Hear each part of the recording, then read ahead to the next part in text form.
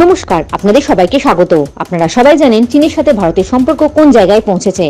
ভারতের ভূখণ্ড দখল করার জন্য উঠে পড়ে লেগেছে চীন। তাই চীনের উপরেও পাল্টা চাপ বাড়াতে উদ্যোগী হয়েছে ভারত। এই পরিস্থিতিতে ভারত সরকারের প্রথম বড় প্ল্যানিং হচ্ছে এই বছরেই চীন সীমান্তে এলাকাকে সিকিমকে রেলপথে জুড়ে ফেলা। কাজটি অবশ্য আগে করার কথা বহুবার উঠলেও করোনা ভাইরাস, শ্রমিক সমস্যা এবং প্রাকৃতিক বিপর্যয়ের জন্য বারবার ব্যাহত হয়েছে।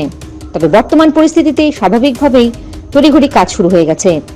রেল নিযুক্ত ঠিকাদার সংস্থার কার্যনির্বাহী বাস্তুকার মনিন্দর সিং বলেন, আমরা চলতি বছরের ডিসেম্বর মাসের মধ্যে কাজ শেষ করব। তবে আগামী 2024 সালে ডিসেম্বর মাসের মধ্যে সেটা শেষ হবে কিনা তা নিয়ে সন্দিহান রেলের অফিসাররা।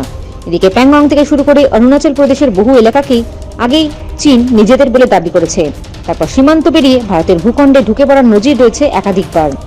এই কারণে সেবক রংপুর রেল প্রকল্পের কাজে দ্রুততা আনা হবে। এই সেবক রংপুর রেলপথের মাধ্যমে একদিকে যেমন সিকিমবাসীর সুবিধা হবে, ঠিক তেমনভাবেই ভারতীয় সেনাবাহিনীর কাছে এটাই হয়ে উঠবে অন্যতম লাইফলাইন। এই প্রকল্পে 12,500 কোটি টাকা খরচের পরিকল্পনা রয়েছে।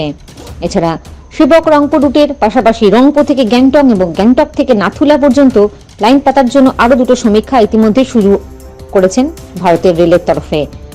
যদিও সেগুলির কাজ কবে হবে সেই নিয়ে প্রশ্ন থেকে যাচ্ছে। রেল সূত্রে খবর, সিকিম থেকে শিলিগুড়ি যাওয়ার জন্য যে একটি রাস্তা অর্থাৎ 10 নম্বর জাতীয় সড়ক আছে সেটি বন্ধ হয়ে যায় নানা সময়। তাই সেনাবাহিনীর সুবিধার্থে এই রেলপথ তৈরি করার উদ্যোগ নেওয়া হয়েছে। এই বিষয়ে উত্তর পূর্ব সীমান্ত রেলের মুখ্য জনসংযোগ আধিকারিক সব্যসাচী দে বলেন, আমরা নিয়মিত প্রকল্পের খোঁজ নিচ্ছি যাতে দ্রুত কাজ শেষ করে ডিসেম্বর মাসের মধ্যে চালু করা যায়। এই প্রকল্পে কেন্দ্রীয় নজরদারি বাড়িয়ে নিয়মিত রিপোর্ট নিচ্ছে রেল। আশা করা হচ্ছে এই বছরেই কাজ শেষ হয়ে যাবে। জয় হিন্দ, জয় জওয়ান, জয় কিষান।